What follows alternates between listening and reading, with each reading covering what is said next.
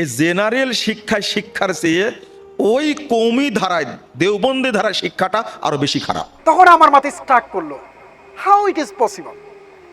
রাসূলের হাদিস যদি থাকে, হুই is Abu Hanifa here? He is not the prophet. যাচ্ছে আমরা এমন একটা সময় আছি যে মাদ্রাসা শিক্ষার্থীদেরকে কেমন যেন সমাজের দ্বিতীয় শ্রেণীর নাগরিক মনে করা হয়। এই পরিমাণ আলিয়া মাদ্রাসা আছে, কওমি মাদ্রাসার সংখ্যাও কমপক্ষে 10 গুণ। আসসালামু আলাইকুম দর্শক, আহলে হাদিসের শায়েখ মুজাফফর বিন মোহসেন বলতেছে, কওমি মাদ্রাসার শিক্ষার চেয়ে স্কুল কলেজে পড়া বেশি ভালো, কারণ কওমি মাদ্রাসায় ভুলভাল আকীদা শিক্ষা দেওয়া হয়। কওমি মাদ্রাসা নিয়ে কয়েকজন আলিম কথা বলেছেন, মাওলানা আলী হাসান উসামা, মাওলানা আবুল কালাম আজাদ বাশার, মুজাফফর বিন মোহসিন এবং আরো এক কওমির আলেম। তো দর্শক, আজকের এই ভিডিওটি খুবই গুরুত্বপূর্ণ হতে চলেছে, তাই বলছি ভিডিওটি কেউ স্কিপ করবেন না, সম্পূর্ণ ভিডিওটি মনোযোগ সহকারে দেখবেন। এরপরে আপনারা আপনাদের গঠনমূলক মন্তব্য কমেন্ট সেকশনে জানিয়ে দিবেন। তো দর্শক, চলুন একে একে আমরা সকল আলেমের বক্তব্য ধৈর্য সহকারে শুনে আসি। কথা বোঝা গেছে? ওই দেওবন্দি বেরলবি ধারাও বাংলাদেশে চলবে না, নাস্তিক্য বস্তুবাদী ধারার শিক্ষা ব্যবস্থাও বাংলাদেশে চলবে না ভবিষ্যতে ইনশাআল্লাহ। আপনার ছেলে একদিন বিসিএস ক্যাডার হবে, একদিন আপনার ছেলে মাদ্রাসা বোর্ডের চেয়ারম্যান হবে ইনশাআল্লাহ। ওই ছেলেই বলবে এই শিক্ষা ব্যবস্থা চলবে না। এই বাংলাদেশের শিক্ষামন্ত্রী একদিন হবে ওই ব্যক্তি যে ব্যক্তির আকীদা আল্লাহ প্রদত্ত রাসূল প্রদর্শিত তাওহীদি আকীদা হবে ইনশাআল্লাহ। আমি বিশ্বাস করি এই ধারা চালু হয়েছে, খুব তাড়াতাড়ি হবে ইনশাআল্লাহ। এটা কথা বুঝেন না? অতএব এই প্রতিষ্ঠান আপনাদের টিকায় রাখতে হবে। জেনারেল শিক্ষার চেয়ে ওই কওমি ধারায় দেওবন্দি ধারায় শিক্ষাটা আরো বেশি খারাপ, পরিষ্কার জানেন আজকে। কারণ তারা দাওরা পাশ করার পরে বলে আল্লাহ সর্বত্র বিরাজমান। কি শিক্ষাটা শিখলো বলেন তো দেখি? তারা দাওরা পাশ করে শিখলো যে আহলে হাদিস মসজিদগুলোকে ভেঙে ফেলতে হবে। আমরা যে শিক্ষায় শিক্ষিত হচ্ছি, দুনিয়াবি শিক্ষায়, আল্লাহর কাছে এই শিক্ষার কোনো মূল্য নাই। এই শিক্ষা কি দিচ্ছে আমাদেরকে? ছোটকালে মক্তবে কোরআন পড়তো, আল্লাহকে বিশ্বাস করত, অনার্স পড়তে গিয়ে আল্লাহ সম্পর্কে সন্দেহ করছে, মাস্টার্স পাস করে এমফিল করে পিএইচডি করার পরে যখন প্রফেসর হচ্ছে তখন বলছে আল্লাহ বলে কিছু নাই। তখন কি হচ্ছে? নাস্তিক হচ্ছে। আর বলছে মানুষ বানর থেকে তৈরি হয়েছে। মানুষ কার সন্তান? আদম সন্তান না? আর ওরা বলছে কি বানরের সন্তান। ইসলামী শিক্ষায় শিক্ষিত না করে যদি সাধারণ শিক্ষায় শিক্ষিত করে যদি নাস্তিক বানান আপনি, তাহলে আপনার পরিণাম অত্যন্ত ভয়াবহ হবে। 2, প্রচলিত মাদ্রাসায় শিক্ষায় শিক্ষা দেওয়া আর বর্তমান নাস্তিক্য বস্তুবাদী শিক্ষায় শিক্ষা দেওয়া একই সমান, বরং তার চেয়েও খারাপ। বর্তমান কওমি ধারার যে মাদ্রাসাগুলি আছে, বেদাতি মাদ্রাসা, খেয়াল করেছেন তো? দেওবন্দি ধারা, বেরলবি ধারা যে মাদ্রাসাগুলো আছে, এই জেনারেল শিক্ষার চেয়ে ওই কওমি ধারায় দেওবন্দি ধারায় শিক্ষাটা আরো বেশি খারাপ, পরিষ্কার জানেন আজকে। কারণ তারা দাওরা পাশ করার পরে বলে আল্লাহ সর্বত্র বিরাজমান। কি শিক্ষাটা শিখলো বলেন তো দেখি? তারা দাওরা পাশ করে শিখলো যে আহলে হাদিস মসজিদগুলোকে ভেঙে ফেলতে হবে। বুঝেননি কথা? তারা শিখলো দাওরা পাশ করার পরে, তারা শিখলো হাটহাজারি হওয়ার পরে, কাসেমি হওয়ার পরে শিখলো, দারুল উলুম দেওবন্দ থেকে ডিগ্রি নেওয়ার পরে সে শিখলো যে মক্কায় ইমামের পিছনে সালাত আদায় করা যাবে না। এইটা নাস্তিকদের চেয়ে বেশি খারাপ ধারণা না? একজন লোক 96 বছর বুখারী পড়াইছে, পড়ার পরে সে বলছে যে আল্লাহ আসমানে, আল্লাহ আরশে, এই ধরনের কোরআন হাদিসে কোনো দলিল নাই। এ জাহেল নাকি জাহেলে মুরাক্কাব। আস্তাগফিরুল্লাহ। কেমনে বলে? সাধারণ শিক্ষায় যারা শিক্ষিত আর মাদ্রাসা শিক্ষার যারা শিক্ষিত, এদের ভেতর একটা অদৃশ্য দেয়াল কেমন যেন রয়েছে। দেখা যাচ্ছে আমরা এমন একটা সময় আছি যে মাদ্রাসা শিক্ষার্থীদেরকে কেমন যেন সমাজের দ্বিতীয় শ্রেণীর নাগরিক মনে করা হয় এবং তাদেরকে সমাজের মূলধারা থেকে বিচ্ছিন্ন করে। কওমি মাদ্রাসা এমন বড় বড় আলেমও বাংলাদেশে আছেন আলহামদুলিল্লাহ, যাদের জ্ঞানটাকে যদি ঠিকভাবে তারা উপস্থাপন করতে পারতেন তাহলেও তারা একজন আন্তর্জাতিক স্কলার হিসেবে বরিত হতে পারতেন। কিন্তু এই ভাষাগত দুর্বলতার কারণে তাদের জ্ঞানটাকে পৃথিবীর সামনে উপস্থাপন করতে পারছেন না। এজন্য দুঃখজনকভাবে বাংলাদেশে এমন আলেম খুব কমই পাওয়া যায় যারা আন্তর্জাতিকভাবে পরিচিত। এটা তাদের জ্ঞানের দুর্বলতার জন্য না, বরং ভাষাগত দুর্বলতার জন্য। আমি কোনো ভূমিকা ছাড়াই কয়েকটা পয়েন্টের দৃষ্টি আকর্ষণ করছি। প্রথম বিষয় হলো, স্কুল, কলেজ এবং ইউনিভার্সিটিতে কার্যকর ধর্মীয় শিক্ষা নিশ্চিত করা অত্যন্ত প্রয়োজন। কারণ যারা ধর্ম করবে তাদেরও কর্ম লাগবে, যারা কর্ম করবে তাদেরও ধর্ম লাগবে। একটা আরেকটা থেকে কখনোই অমুখাপেক্ষী হবে না। আমরা এমন একটা সময় আছে, একজন মানুষ অনার্স মাস্টার্স কমপ্লিট করে ফেলছে কিন্তু কোরআন বিশুদ্ধ করে পড়তে জানছে না, ঈমান আকীদার বেসিক নলেজটুকু তার ভেতরে থাকছে না। এমনকি যতটুকু জ্ঞানকে ফরজে আইন করে দেওয়া হয়েছে এতটুকু জ্ঞান পর্যন্ত সে রপ্ত করতে পারছে না, তাহলে 16 বছর 20 বছর এত দীর্ঘ পড়াশোনা করে তার কি লাভ হবে? যেখানে কোরআনের প্রথম আয়াতে ছিল ইকরা বিসমি রাব্বিকাল্লাযী খালাক, তুমি পড়ো তোমার রবের নামে যিনি সৃষ্টি করেছেন। এই বিষয়টায় নজর দেওয়া দরকার। দ্বিতীয় বিষয় হলো, ইনক্লুসিভ বা অন্তর্ভুক্তিমূলক শিক্ষা নিশ্চিত করা দরকার। এমন একটা শিক্ষানীতির রূপরেখা তৈরি করা দরকার যেখানে কোনো ধারাকেই অবহেলা করা হবে না। আমাদের বাংলাদেশে 3 ধারা শিক্ষা আছে, একটা হলো আলিয়া মাদ্রাসা কেন্দ্রিক, একটা কওমি মাদ্রাসা কেন্দ্রিক, আর একটা স্কুল কলেজ সাধারণ কেন্দ্রিক। দেখা যাচ্ছে আমরা এমন একটা সময় আছি যে মাদ্রাসা শিক্ষার্থীদেরকে কেমন যেন সমাজে দ্বিতীয় শ্রেণীর নাগরিক মনে করা হয় এবং তাদেরকে সমাজের মূলধারা থেকে বিচ্ছিন্ন করে রাখা হয়। এই বিপ্লবোত্তর বাংলাদেশে আমরা মনে করি এমন একটা শিক্ষানীতির রূপরেখা তৈরি করা দরকার যেখানে নতুন রাষ্ট্র গঠনে এই মাদ্রাসার শিক্ষার সাথে যারা সম্পৃক্ত রয়েছেন তারাও নিজেদেরকে ফ্রন্ট লাইনার বা অগ্রগামী হিসাবে নিজেদেরকে দেখতে পাবেন এবং এই কনফিডেন্স তারা অনুভব করবেন। এরকম একটা অন্তর্ভুক্তিমূলক শিক্ষাধারা নিশ্চিত করা দরকার। তৃতীয় বিষয় হলো, নেতিবাচক ন্যারেটিভ পরিবর্তন করা দরকার। মূলধারার গণমাধ্যম ও সমাজে মাদ্রাসা শিক্ষার্থীদেরকে নিয়ে যে সমস্ত গদবাধা এবং নেতিবাচক ধারণা রয়েছে, এই জুলাই পরবর্তী নতুন বাংলাদেশে এগুলোকে ঘুচিয়ে তাদের ভেতরে সঠিক দেশপ্রেম এবং মেধার সঠিক মূল্যায়নটা নিশ্চিত করা দরকার। চতুর্থ বিষয় হলো, আমাদের সমাজে সামাজিক একটা দূরত্ব রয়ে গেছে। সাধারণ শিক্ষায় যারা শিক্ষিত আর মাদ্রাসা শিক্ষার যারা শিক্ষিত, এদের ভেতর একটা অদৃশ্য দেয়াল কেমন যেন রয়েছে। এটাকে দূর করার জন্য যৌথ বিতর্ক প্রতিযোগিতা, খেলাধুলা, যৌথ সাংস্কৃতিক বিনিময়, এরকম বিভিন্ন মাধ্যমে তাদেরকে একটা শ্রেণীর ভেতরে নিয়ে আসা দরকার। এর পরবর্তী বিষয় হলো, কওমি এবং আলিয়া মাদ্রাসার কারিকুলামটাকে আরও কিভাবে যুগোপযোগী করা যায়, তাদের ধর্মীয় মূল বিষয়টাকে সামনে রেখে পাশাপাশি সমকালীন বিজ্ঞান, তথ্য প্রযুক্তি, গণিত এবং ভাষা শিক্ষা, বিশেষ করে ইংরেজি। কওমি মাদ্রাসা এমন বড় বড় আলেমও বাংলাদেশে আছেন আলহামদুলিল্লাহ, যাদের জ্ঞানটাকে যদি ঠিকভাবে তারা উপস্থাপন করতে পারতেন তাহলেও তারা একজন আন্তর্জাতিক স্কলার হিসেবে বরিত হতে পারতেন। কিন্তু এই ভাষাগত দুর্বলতার কারণে তাদের জ্ঞানটাকে পৃথিবীর সামনে উপস্থাপন করতে পারছেন না। এজন্য দুঃখজনকভাবে বাংলাদেশে এমন আলেম খুব কমই পাওয়া যায় যারা আন্তর্জাতিকভাবে পরিচিত। এটা তাদের জ্ঞানের দুর্বলতার জন্য না, বরং ভাষাগত দুর্বলতার জন্য। এই বিষয়গুলো কিভাবে দূর করা যায় এদিকেও নজর দেওয়া দরকার। পরবর্তী বিষয় হলো দক্ষতা ভিত্তিক শিক্ষা। আমাদের মাদ্রাসায় যারা শিক্ষা অর্জন করে সকলেই যে ভবিষ্যতে মাদ্রাসার টিচার হবে বা মসজিদের ইমাম হবে এটা তো আবশ্যক না এবং এটা সম্ভব না, এটা হওয়া উচিত না। তো তারা মাদ্রাসা শিক্ষায় শিক্ষিত হওয়ার পরেও তাদের মধ্যে এই পরিমাণ কারিগরি দক্ষতা আসা দরকার এবং এটার জন্য রাষ্ট্রকে নজর দেওয়া দরকার, যাতে করে প্রতিটা ব্যক্তি সমাজের কোনো না কোনো কাজে আসে এবং তাদের দ্বারা রাষ্ট্র উপকৃত হতে পারে। বিশেষ করে আমি দায়িত্ববোধের সাথে বলতে পারি, কওমি মাদ্রাসার ছাত্ররা বিশেষ করে যেই ধরনের প্রশিক্ষণের ভেতর বড় হয় তাদেরকে যে কোনো সেক্টরে যদি কাজে লাগানো হয়, আর্মির লোকগুলা যেমন একটা শৃঙ্খলার ভেতর বড় হওয়ার কারণে তাদের মধ্যে সব ক্ষেত্রে সভ্যতা, ভব্যতা এবং শৃঙ্খলা, মান্যতা অনেক বেশি থাকে। একইভাবে এদেরকেও যে কোনো সেক্টরে কাজে লাগানো হলে তারা এক একজন তারকা হয়ে চমকে যাবে ইনশাআল্লাহ। কিন্তু এজন্য এই কারিগরি ভিত্তিক এবং দক্ষতা ভিত্তিক শিক্ষাটা কিভাবে নিশ্চিত করা যায় এদিকেও নজর দেওয়া দরকার।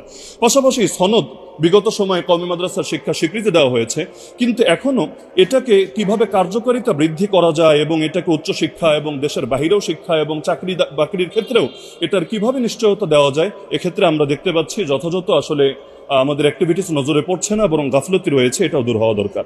পাশাপাশি কওমি মাদ্রাসায় যারা পড়েন তাদের সামাজিক এবং রাষ্ট্রীয় দর্শনের অন্তর্ভুক্তি তাদের ভেতরে হওয়া দরকার। 5 মিনিট হয়নি, 1 মিনিট আছে। বিশেষ করে সমাজবিজ্ঞান, রাষ্ট্রবিজ্ঞান, অর্থনীতি, আন্তর্জাতিক সম্পর্ক। আমি খুবই স্পিডে বলার চেষ্টা করছি, জাস্ট মূল পয়েন্টগুলো ব্যাখ্যা করার সময় নেই, না হলে এক একটা পয়েন্ট নিয়ে ব্যাখ্যা করতে হবে। জাস্ট মূল পয়েন্টটা অন্তত নজরে আসুক, বিষয়গুলো সামনে আসা দরকার। তাহলে সামাজিক ও রাষ্ট্রীয় দর্শনের অন্তর্ভুক্তি হওয়া দরকার, আর শিক্ষক প্রশিক্ষণটাও নিশ্চিত করা দরকার। বিশেষ করে কওমি মাদ্রাসার যে শিক্ষকরা রয়েছেন আধুনিক শিক্ষাদান পদ্ধতির সাথে অনেকে পরিচিত না। শাসন ছাড়াও কিভাবে বাচ্চাদেরকে পড়া যায়, বিশেষ করে অনেকে নিজের বাচ্চা মাদ্রাসায় দিতে ভয় পায়, কেন যে এত মারবে, এদেরকে মনে হয় এখানে আমি দিতে পারবো না বা তারা থাকতে পারবে না। তা আধুনিক শিক্ষাদান পদ্ধতি, মনস্তত্ত্ব এবং তথ্য প্রযুক্তি বিষয়ক নিয়মিত প্রশিক্ষণ নিশ্চিত করা দরকার। পাশাপাশি একটা বিষয় আমি না বললেই না, চাইল্ড প্রোটেকশন পলিসি এবং অভিযোগ সেলটা নিশ্চিত করা দরকার। মাদ্রাসাগুলোতে বিশেষ করে এই গত 2-1 মাস ধরে পত্রপত্রিকায় প্রতিদিন বিভিন্ন এমন কিছু খবর আসছে যেটা আসলে আমি নামও মুখে নিতে লজ্জাবোধ করছি, কিন্তু এগুলো ব্যাপকভাবে ছড়িয়ে দেওয়া হচ্ছে। আমি মনে করি প্রতিটা মাদ্রাসায় যদি অভিযোগ সেল থাকতো, কমপ্লেন সেল, যেখানে শিক্ষার্থীরা কোনো ভয় ছাড়া, কোনো দ্বিধা সংকোচ ছাড়া নিজেদের যে কোনো পেরেশানির কথা, হয়রানির কথা সেখানে তারা জানাতে পারতো এবং যথাযথ কর্তৃপক্ষের মাধ্যমে এটার স্বাধীন তদন্ত হতো, ব্যবস্থা হতো, এটা আসলে এই দেশের জন্য অত্যন্ত কল্যাণকর হতো এবং আলেম সমাজের ইজ্জত রক্ষার জন্য এটা ব্যাপক ভূমিকা রাখতো। পাশাপাশি আধুনিক ব্যবস্থা, আবাসিক ব্যবস্থাটার একটু আধুনিকায়ন করা দরকার। আমাদের দেশে বিশেষ করে কওমি মাদ্রাসায় যে আবাসিক ব্যবস্থাটা প্রচলিত আছে, এটা যদি আধুনিকায়ন না করা হয় তাহলে সেই ক্ষেত্রে কিছু জটিলতা থাকবে। আর সর্বশেষ 2টো পয়েন্ট আমি বলে শেষ করছি। আমাদের মাদ্রাসাগুলোর নিজস্ব মিডিয়া এবং পিআর সেল থাকা দরকার। মাদ্রাসা শিক্ষা বলতেই মূলত কওমি ধারাকেই বোঝানো হয়। এই দেশের আলিয়া মাদ্রাসায় যে পরিমাণ ছাত্র আছে, কওমি মাদ্রাসায় ছাত্রের সংখ্যা তার কমপক্ষে 10 গুণ বেশি। যেই পরিমাণ আলিয়া মাদ্রাসা আছে, কওমি মাদ্রাসার সংখ্যাও কমপক্ষে 10 গুণ বেশি। এটা কমে বলেছে। আমাদের ঢাকা শহরে কামিল মাদ্রাসার সংখ্যা 8 থেকে 10টা, আর দাওরা মাদ্রাসা হবে কমপক্ষে 100টা, তাহলে 10 গুণে বেশি। আমাদের আলিয়া মাদ্রাসার ক্লাসে এমন কামিল মাদ্রাসা আছে যেখানে কামিলে ভর্তি হয়েছে মাত্র 30 জন 40 জন, আর দাওরা মাদ্রাসা এমন আছে শুধু দাওরাতে আছে 1500 জন এক মাদ্রাসা। আপনি যাত্রাবাড়ি মাদ্রাসা যেটা আছে মাহমুদুল হাসান সাহেবের, খবর নিয়ে দেখেন যে এক ক্লাসে 1200, 1300, 1500। এইভাবে যদি 100 মাদ্রাসা থাকে তাহলে কোনোটাতে 300, 500, 1000, 250 বিভিন্ন রকম। এই মাদ্রাসার মূল ধারা যেটা, এটা কওমি মাদ্রাসা। এই জন্য আমাদের ওস্তাদরা যারা, তারাও কিন্তু অধিকাংশ কওমি। এই যে মাদ্রাসা জামিয়া কাসেমিয়া, তামিরি মিল্লাত, সারসিনা, দারুন নাজাত, এই আলিয়া মাদ্রাসা আমাদেরকে যে হাদিসের সনদ দেয়া হয়, আমাদের হাদিসের সনদে আমাদের 1 থেকে 2 জন ওস্তাদের পরে 3য় বা 4র্থ ওস্তাদ কওমি মাদ্রাসা। আমার সনদও তাই। মাহমুদুল হাসান দেওবন্দি রাহেমাহুল্লাহ আমার সনদে 3য় নাম্বার ওস্তাদ। এই যে কওমি মাদ্রাসার যে অঙ্গনটা এই দেশে চালু হলো ইসলামী শিক্ষা দ্বারা, ওরা আবার অর্থনীতি, সমাজনীতি, শিক্ষানীতি, কম্পিউটার, ইংরেজি, অঙ্ক এগুলোকে তাদের সিলেবাসে রাখিয়ে নেয়। তারা সিলেবাস বানাইলো নাহু সরফ, তারা সিলেবাস বানাইলো আকাইদ, তারা সিলেবাস বানালো ফিকহ, তারা সিলেবাস বানাইলো কোরআন, তারা সিলেবাস বানালো হাদিস, এবং এমনভাবে সাজাইলো যে এখান থেকে একজন ইঞ্জিনিয়ারের জন্ম কোনোদিন হবে না, একজন ডাক্তারের জন্ম কোনোদিন হবে না, একজন ভালো আপনার ভূবিজ্ঞানী, রাষ্ট্রবিজ্ঞানীর জন্ম হবে না, তার সিলেবাসে এটা নেই। আমার প্রশ্ন, কোরআনে কি রাষ্ট্রবিজ্ঞান নাই? কোরআনে কি অর্থনীতি নাই? কোরআনে কি চিকিৎসা বিজ্ঞান নাই? তো এখানে সিলেবাস থেকে কেন আপনার ভূতত্ত্ববিদ তৈরি হবে না? এখান থেকে লেখাপড়া করে কোরআন হাদিসের সিলেবাস থেকে পড়ে কেন অর্থনীতিবিদ তৈরি হবে না? এখানে ইবনে সিনা জন্ম নিয়েছে, এখানে আল খাওয়ারিজির জন্ম হয়েছে, এখানে আল কিন্দির জন্ম হয়েছে। যদি মাদ্রাসায় পড়ে কোরআন হাদিস পড়ে, একসময় তো ইসলামী শিক্ষার একটাই ধারা ছিল, আজ থেকে 300-500 বছর আগে যান, 2টা শিক্ষা ব্যবস্থা ছিলই না। তো শুধু ইসলামী শিক্ষা থেকে যদি ইবনে সিনা জন্ম নিতে পারে, আল বিরুনি জন্ম নিতে পারে, আল খাওয়ারিজিমি জন্ম নিতে পারে, আল কিন্দি জন্ম নিতে পারে, ইবনে রুশ জন্ম নিতে পারে, আজকে শিক্ষা থেকে কেন জন্ম নেবে না? কারণ আমরা শিক্ষাকে সম্পূর্ণ সেপারেট করি। যারা জেনারেল হবে তারা ইমামতি করতে জানবে না, আর যারা হুজুর হবে তারা দুনিয়ার ব্যাপারে কিচ্ছু জানবে না। দলিন বলে সাহাবীরা জোরে আমিন বলতেন। এ ব্যাপারে অনেক হাদিস আছে। ওয়ালাকিন্না হাযা লাবে ইনদা আবি হানিফা, আবু হানিফার দৃষ্টিতে এটা করার দরকার নাই। তখন আমার মাথায় স্ট্রাক করলো, হাউ ইট ইজ পসিবল? রাসূলের হাদিস যদি থাকে, who is Abu Hanifa here? He is not the prophet, he is not the messenger. সে তো রাসূল না, কিচ্ছু না। এই সাবকন্টিনেন্টে, স্পেশালি বাংলাদেশে যেভাবে মাযহাবী সংকীর্ণ সীমাবদ্ধ চিন্তা, যতটা মানুষ এটার প্রতি প্রেম ছিল, আজকে প্রযুক্তির উন্নয়নের কারণে বিশিষ্ট কিছু ব্যক্তিবর্গের, বিশেষ করে ডক্টর জাকির নায়েক, আপনার শেখ আব্দুর রাজ্জাক বিন ইউসুফ, বিখ্যাত দায়ীদের দাওয়াতি কাজের স্টাইলের কারণে, বক্তব্যের কারণে আজকে টোটাল মাযহাবী দেনদারনা ফুটু হয়ে গেছে। জোরে সব জায়গা থেকে লোকজন বেরিয়ে নতুন নতুন অথেন্টিক ইনফরমেশন নিয়ে আমল করতে চাচ্ছে। এটাই হলো সবচেয়ে বড় মাথা ব্যথা। আমি 97তে রাজশাহী বিশ্ববিদ্যালয়ে ডক্টর গালিব স্যারের ওই প্রতিষ্ঠানে আমি গিয়েছিলাম, আর দাউরাতুত তাদরিবিয়া ওয়া সাকাফাতুল ইসলামিয়া, মদিনা বিশ্ববিদ্যালয়ের শিক্ষকদের দ্বারা পরিচালিত একটা আরবি কোর্সে অংশগ্রহণ করি। তো ওখানেই সর্বপ্রথম আমরা দেখি যে হাত তুলে নামাজ পড়ছেন। তো তাদেরকে জিজ্ঞাসা করছিলাম, লিমা জাত্তার ফাইয়া দায়িক, আপনাদের হাত তুলেন কেন? তো তারা বলছে, আরে তুমি কি বলো, কাসীর মিনাল হাদিস মওজুদ ফি সিহাহ সিত্তা, তুমি কি হাদিস পড়ো না? অনেক হাদিস আছে। তা আমি বললাম, ঠিক তো, আমি তো এর আগে কামিলে মেধা তালিকায়ও ছিলাম, কিন্তু দেখা হয় নাই, দুই নয়ন ভরে মনোযোগ দিয়ে তো দেখা হয় নাই। এটা না দেখার আর একটা ইতিহাস আছে। সে যাই হোক, ওখানে গালিব স্যারের ওখানে বিশাল বইয়ের ভান্ডার আছে। ঢুকলাম, পৃষ্ঠা উল্টালাম। তো ছোটবেলা যেহেতু দেওবন্দি কওমি মাদ্রাসায় পড়েছি, সো আরবির লিটারেচার একটু ভালো জানা ছিল। দেখি যে আল্লাহ অবাক, কাসীর মিনাল হাদিস মওজুদ, অনেক হাদিস। তো ওখান থেকে সিদ্ধান্ত নিয়েছি যে না, আমি যেটা সবচেয়ে সঠিক সেটা শুনবো, সেটা মানবো।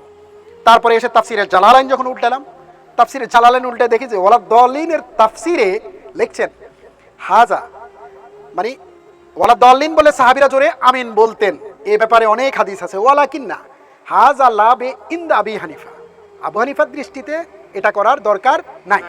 তখন আমার মাথায় স্ট্রাক করলো, হাউ ইট ইজ পসিবল, রাসূলের হাদিস যদি থাকে, who is Abu Hanifa here?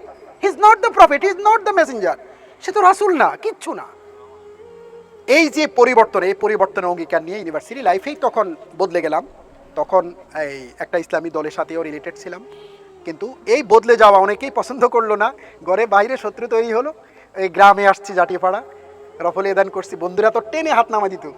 তারপরে কাদিয়ানি হয়ে গেছি, খ্রিস্টানদের দালাল হয়েছি, সৌদি আরব থেকে খেজুর পাবো, টাকা পাবো, কিন্তু সৌদি আরব থেকে কিছুই পেলাম না কখনো।